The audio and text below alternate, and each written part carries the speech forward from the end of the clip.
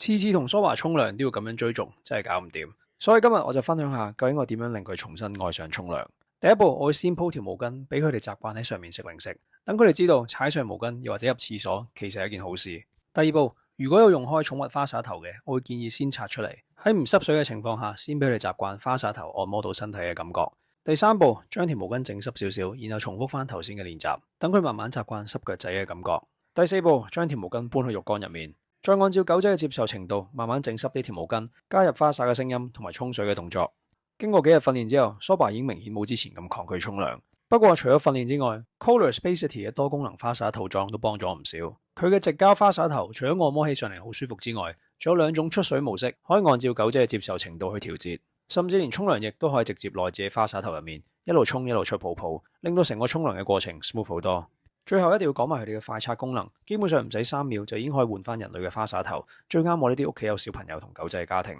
其他產品詳情我會擺下面，有興趣嘅朋友記得唔好錯過。